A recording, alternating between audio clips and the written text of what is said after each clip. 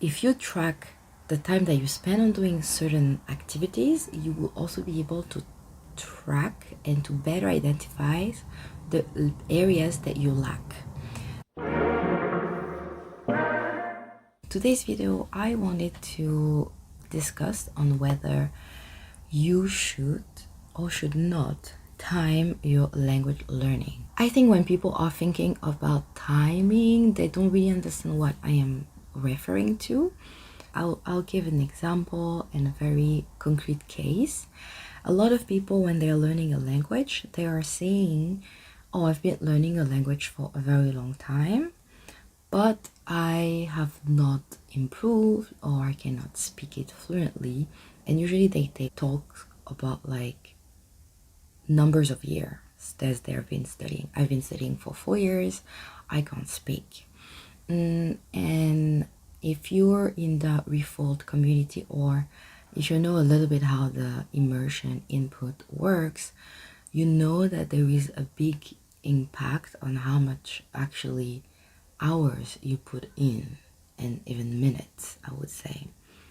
So when I am talking about timing, I'm talking about how many hours have you spent in the last 4 years or in the last, 6 months in learning a language. I think you cannot say I've been learning a language for 6 months if you've been doing, 1 class per month and you've been watching a few things here and there and walk through 3 lessons on a textbook. That's that exact thing. You could have get the same result probably in a week. This is what I mean by timing your language learning journey. At first you're like, okay, I barely have time and this is one more things to get done. I get it, but let me walk you through why it would be beneficial to do that. Before, I wanted to say that I did that for Korean, and the time that I've improved the most was exactly the moment where I was timing my language learning. Why? Because you know how many hours you're putting every week, and then if usually you put 5 hours per week, and you realize after 2 or 3 weeks, oh, that 5 hours actually are 2 hours and a half in actual input time, output time, and studying time. That's one of the things that you can also use it for. Number one, one of the things that you can really use the tracking method for, that I will show later in the video how you could do that, is to stay motivated.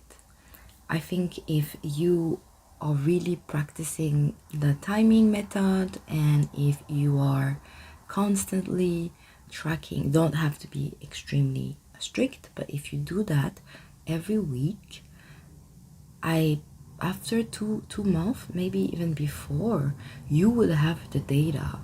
And if you're data driven, you will love that. You'll be like, oh my god, I spent that much time active listening, I spend that much time in grammar.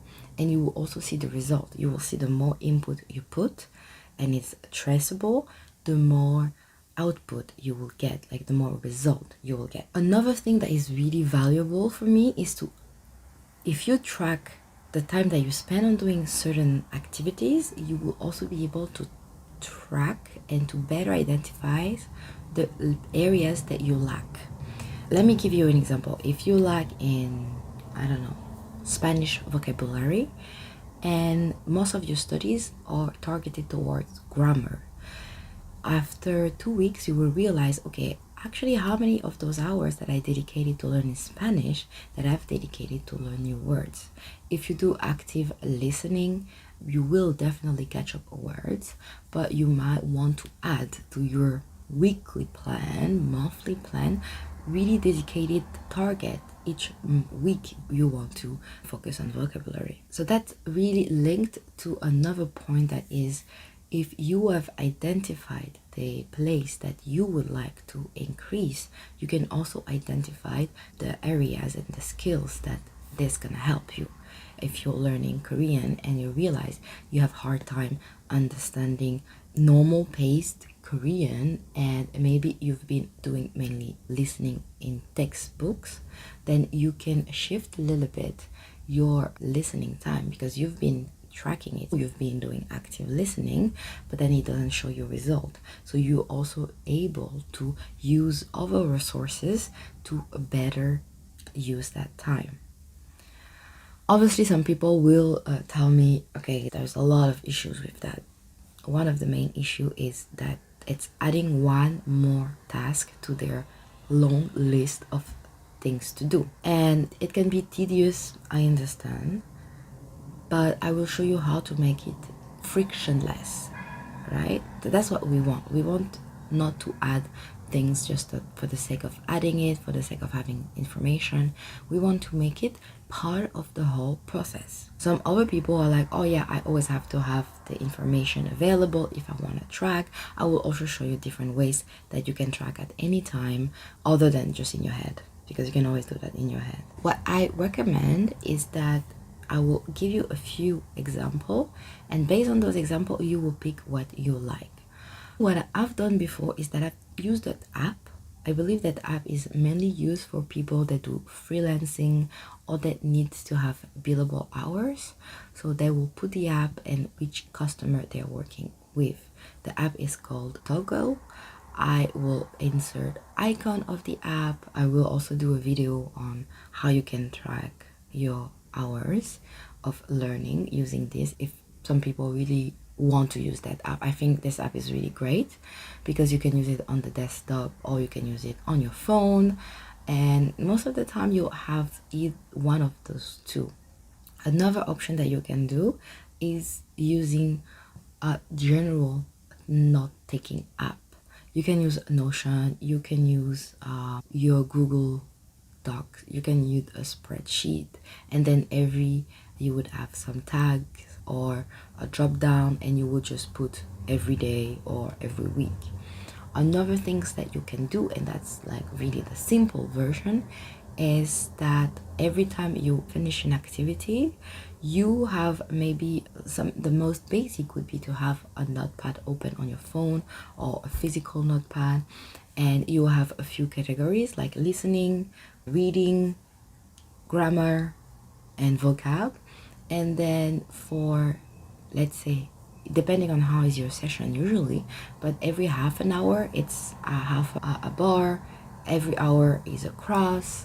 You can make up whatever you want, but you can just have it as simple, oh, I've done that, I will just put it later, or I'll put it just after.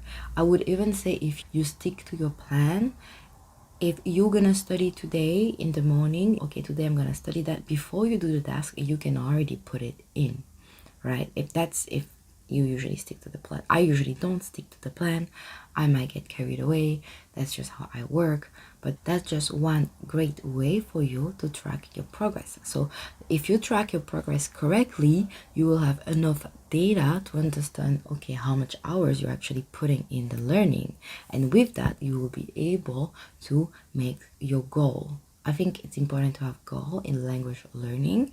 And there is this very known system of the SMART system, and in the SMART system you have measurable goals, and you can also have measurable learning goals, meaning you can be like, okay, I want this month to study 1 hour of grammar per week, and I want to do 3 hours of reading per week. That's my objective.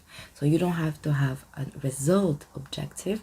You can have how much time and input you put in the learn. You can also decide how much you can have a goal based on how much you will input in terms of effort.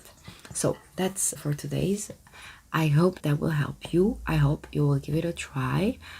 I think for me that has worked really well, and I really recommend anyone that feels stuck in the language learning journey to give it a try and see if that works. If that doesn't work, there is other ways to improve and to stay motivated, but that's one way that have worked for me. So I'll see you in the next video. Bye.